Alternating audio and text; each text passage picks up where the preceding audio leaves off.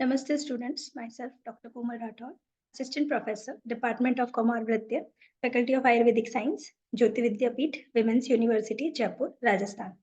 Students, आज की class में हम पढ़ेंगे डाउन सिंड्रोम के बारे में। जैसे कि मैं आपको बता दूं, डाउन सिंड्रोम और टर्नर सिंड्रोम, मस्कुलर डिस्ट्रॉफी, ये सब जो डिजीजेस हैं वो जेनेटिक डिसऑर्डर्स में आती हैं। तो जेनेटिक डिसऑर्डर्स के ही क्रम में हम सबसे पहले डाउन सिंड्रोम के बारे में विस्तार से पढ़ेंगे। So start with introduction.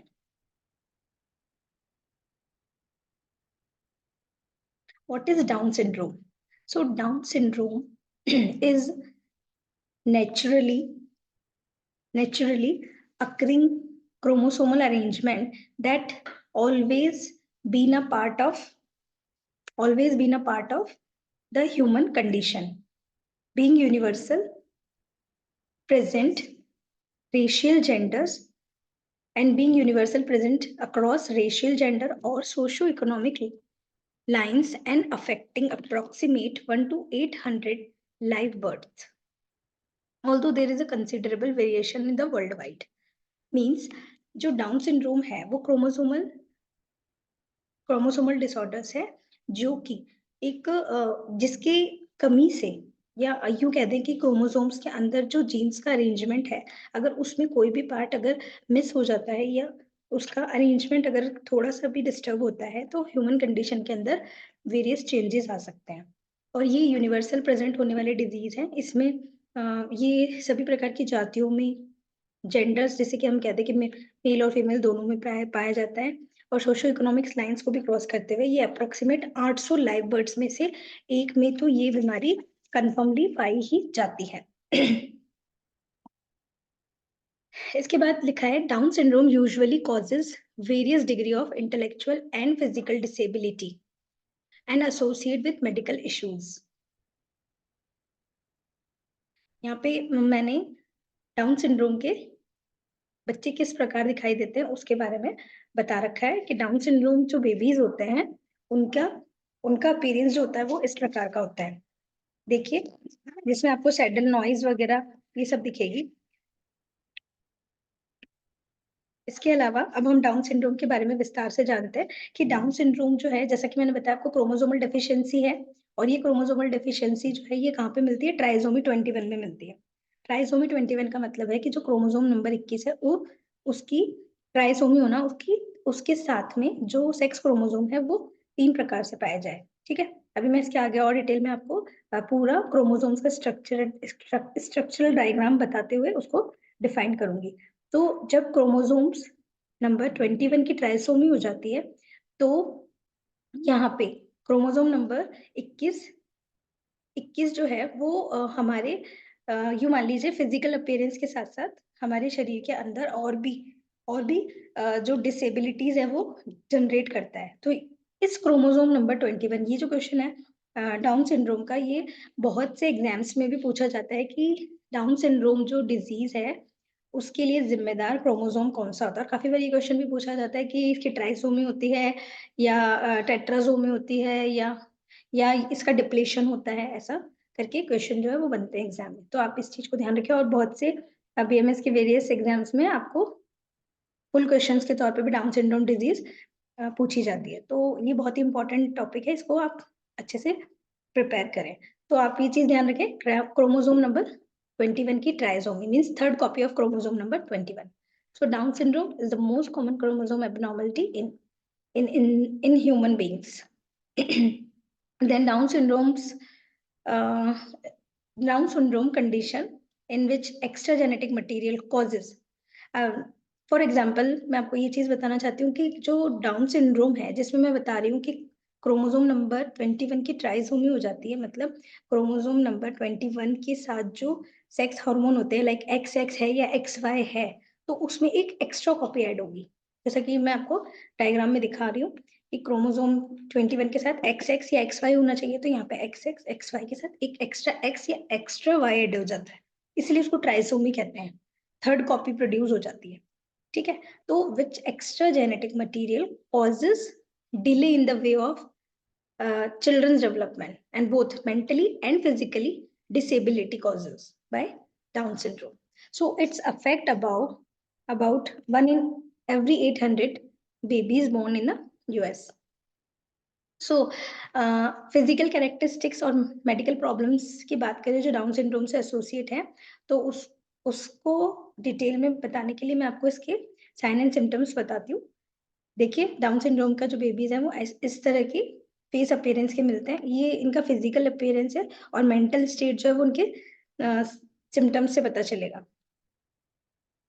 So it is a typically associate with the delay in cognitive ability like like mental retardation and physical growth and a particular set of facial characteristics. In cognitions is a group of mental process that is include attention, memory, and production and understanding language, learning, reasoning, problem solving, and making decisions. They all are included in cognitive ability. तो जो down syndrome के बच्चे होते हैं उनमें ये cognitive ability बिल्कुल नहीं पाई जाती। उनमें लेक ऑफ अटेंशन मिलेगा, लेक ऑफ मेमोरी मिलेगी, उनकी लैंग्वेज भी प्रॉपर नहीं निकल पाती है और उनकी लर्निंग जो पावर होती है वो तो और भी ज़्यादा कम होती है। ठीक है, प्रॉब्लम सॉल्विंग और मेकिंग डिसीजन ये एबिलिटी भी बिल्कुल कम सामान्य बच्चों की तुलना में कम पाई जाती है। इसको हम आईक्यू लेवल से कंपेयर कर सकते हैं, उनका लो आईक्यू लेवल पाया जाता है डाउन सिंड्रोम के बेबीज में। The average IQ of young adult with Down syndrome is around 50. So whereas the young adult without the condition of typically having an IQ is 100. So intellect IQ जो है उसको बोलते हैं intelligence quotient. तो वो जो होता है उसके लिए हम बात करें तो it is the score derived from one of several standard tests so designed to the assess intelligence. So जो एब्रीवेशन है IQ की वो किसने दी सबसे पहले? तो आपको ये ध्यान रखना है कि IQ जो है सबसे पहले एक साइंटिस्ट थे, एक फिजियोलॉजिस्ट थे विलियम स्टर्न, जो कि एक जर्मन साइंटिस्ट थे। उन्होंने IQ इंटेलिजेंसी क्वेश्चंस की एक एब्रीवेशन दी जिसके अंदर ये बताया गया कि आईक्यू जो है वो इंटेलिजेंसी को और कॉग्निटिव एबिलिटी को असेस करता है। So Down syndrome was identified as the chromosome number 21 trisomy by Jerome Languene in 1959. So Down syndrome can be identified in the baby at birth or before birth by perinatal screening. Pregnancies with this diagnosis are often terminated. अब अगर pregnancy में जब भी starting में जब भी कभी conceive किया जाता है बेबी को, तो अगर हम स्क्रीनिंग टेस्ट करवाते हैं, डीएनए टेस्टिंग करवाते हैं, अगर वहां पे डायग्नोसिस में आपको क्रोमोसोम नंबर 21 की ट्राइसोमी पाई जाती है, तो फिर वहां पे मेडिकल लीगली तरीके से भी हम प्रेगनेंसी को टर्मिनेट कराने की इजाजत कोर्ट से ले सकते हैं, क्योंकि डाउन सिंड्रोम बेबीज जो होते हैं वो मेडिकली चैलेंजेस होते हैं। उनका जो जीवन होता है वो मेडिकली अनफिट होता है, इसीलिए यहाँ पे टर्मिनेशन की भी जज के द्वारा, कोर्ट के द्वारा आपको इजाजत दी जाती है। Then many children with Down syndromes are educated in regular school classes, while others require specialized education facility. So some children graduate from high school and in the US, and there are the increasing opportunity for participating in post-secondary education. Education and proper care has been shown to the improve quality of life significantly. So many adults with Down syndrome are able to work at paid employment in the community, while other requires more sheltered work environment. तो यहाँ पे भी education quality को भी, अगर down syndrome baby अगर मिलते हैं तो एजुकेशन क्वालिटी को सुधारने के लिए वहाँ पे उनको प्रॉपर एजुकेशन सुविधाएं दी जाती है और प्रॉपर एजुकेट होने के बाद उनको सर्वाइवल के लिए जॉब अपॉर्चुनिटीज भी कम्युनिटी में दी जाती है। अब हम देखते हैं कि साइन सिम्टम्स क्या होते हैं डाउन सिंड्रोम के।